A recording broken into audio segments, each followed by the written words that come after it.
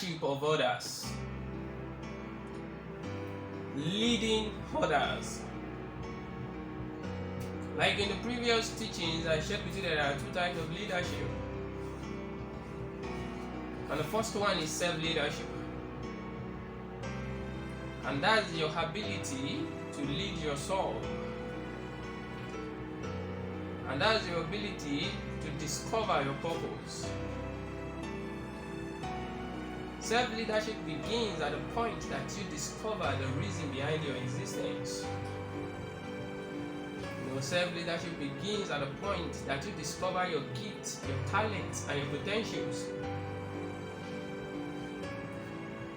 And your ability in using it to bless others. Now, leadership of others. That is your ability to help others to do self-leadership. Your ability to help others to know that there is a purpose attached to their existence. That's your ability to get people to the point that they realize that there is something special about them. Leadership of others is your ability to help others to realize, to know, to come to terms with their self-worth. Leadership of others is you inspiring others to live life to the fullest. Leadership of others is all about influencing people. Leadership of others is you getting people to the point that they discover the gifts, the talents, the potentials in them. And you guide them to the point that they begin to explore their gifts. You guide them to the point that they begin to develop their gifts and they use it in making life better. So that's what leadership of others is all about. Leading others is not all about manipulating people. You manipulate them to fulfill your desires. That's not what leadership of others is all about. Leadership of others is not about managing people. No. No man is created to manage another man. What we have to manage is this earth. What we have to manage are the elements in the earth. But as far as human beings are concerned, we are not meant to manage them. So leading others is not manipulating people. Leading others is not managing people. Leadership of others is influencing them. And the leadership guru John C. Maxwell in his book developed the leader within. He categorized leading others into 4. And the first one is the leading leader. This is somebody that is born with leadership qualities. The person has seen leadership modeled throughout life. From the very first day that person is born, he had access to somebody that is a good leader. The person has learned added leadership through trainings, reading of books. Just like I said, leadership can be taught.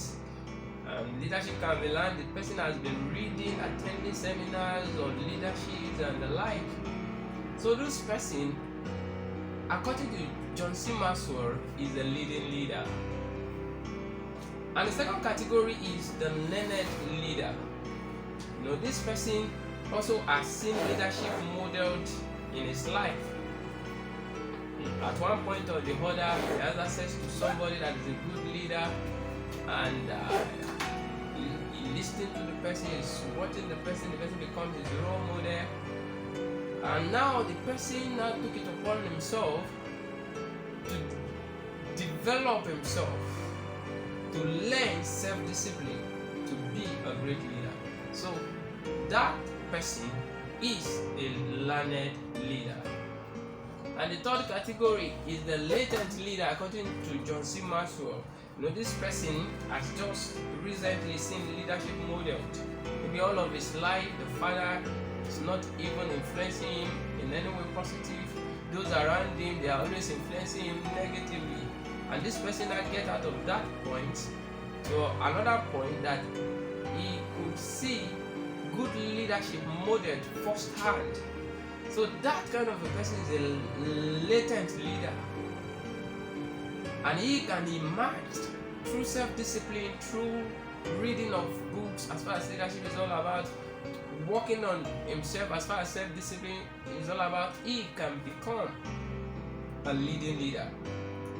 And the last category, according to John C. Maxwell, is the limited leader.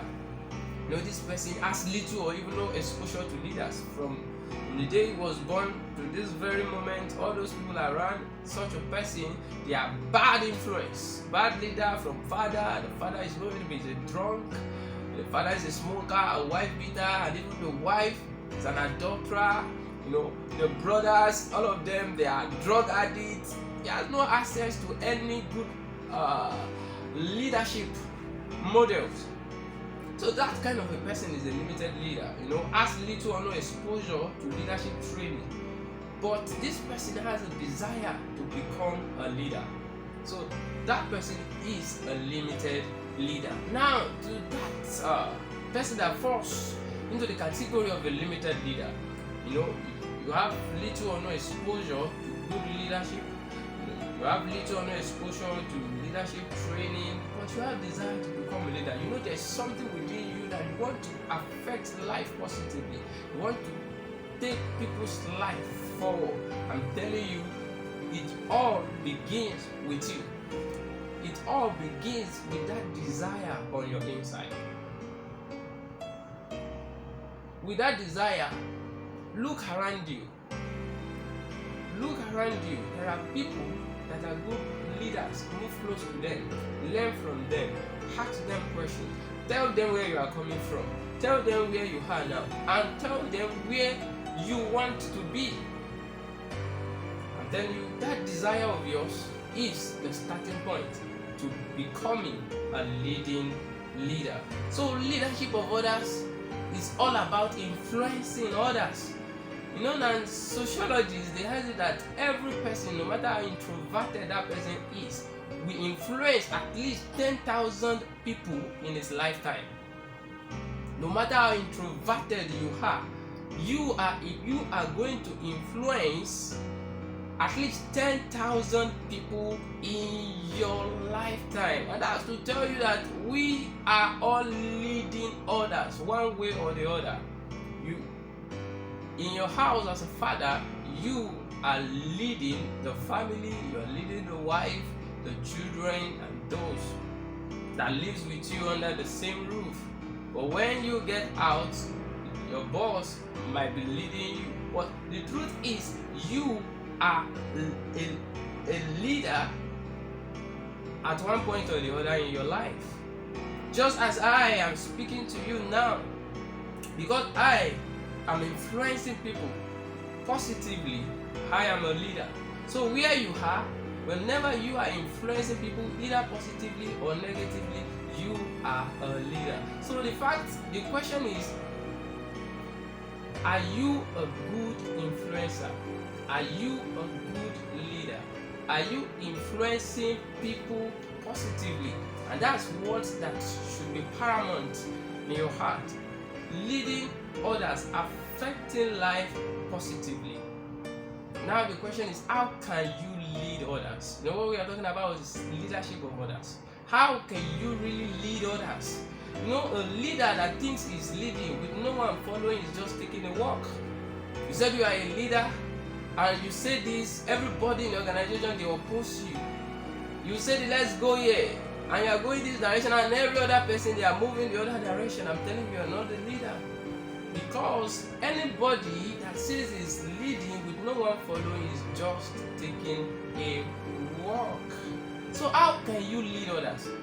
How can you lead others to the point that they will follow you? Not in manipulating or in managing people, but inspiring them to follow you to where you are going. You know, as a leader, you are meant to solve a particular problem in people's life.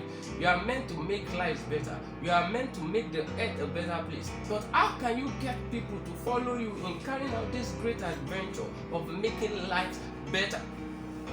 Number one, you enter into their life.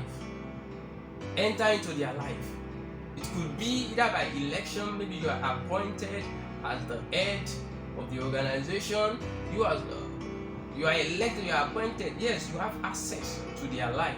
You've just entered into their life.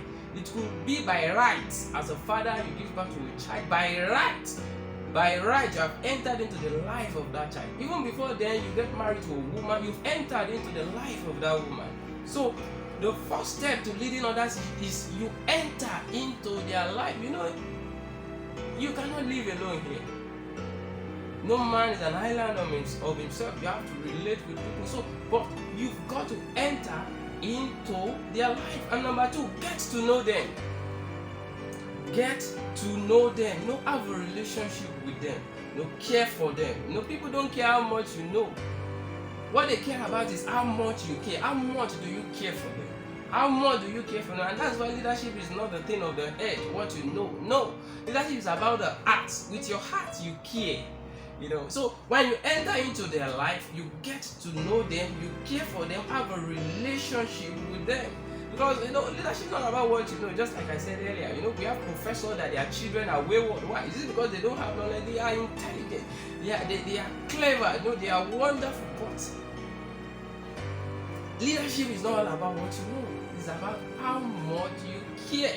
So enter into their life. Get to know their strengths. You know, get to know their weaknesses. Know what they really need. Know what they want, either emotionally, physically, spiritually. Know what they want. You know, when you know what people want and you help them to get what they want, I'm telling you, they can follow you to anywhere. They can do anything for you. So the second step to leading others is you get to know them. You care for them, and that's the only thing that can make people to follow you, to follow your orders, to follow your vision, even when they are not obligated. You know, when you enter into people's life, either by appointment, either by right, people, they will obey you to the level of your authority. But whenever you are taking them beyond that point, they are not going to listen. But when you care for people, when you love them, you call them, you share in their pain, you share also in their happiness, I'm telling you, they will follow you even if they are not obligated. So get to know people. And number three, get their needs met. Meet their needs. Meet their needs. Don't just know, okay, this person has this strength, this person has this weakness, this person is in need as far as money is concerned, this person is in need. Get them to the point that they will be able to meet their needs. Provide for them results. You know, when people see results, it's okay, this person is producing this. So I say, by their fruit you shall know them. By their fruit you shall know them. You know, by the fruit of a leader, you know whether he's a good leader or a bad leader. So produce result with them. Let people that are poor, when they come near to you, by the time you talk to them this way, you rapport with them for 1 week, 1 month, and their life begins to change. The business opportunities that are not there begin to surface. You know, those people, they will stay committed to you till the end of their life. So get their needs met, strengthen their strengths, leverage on their weaknesses, help them in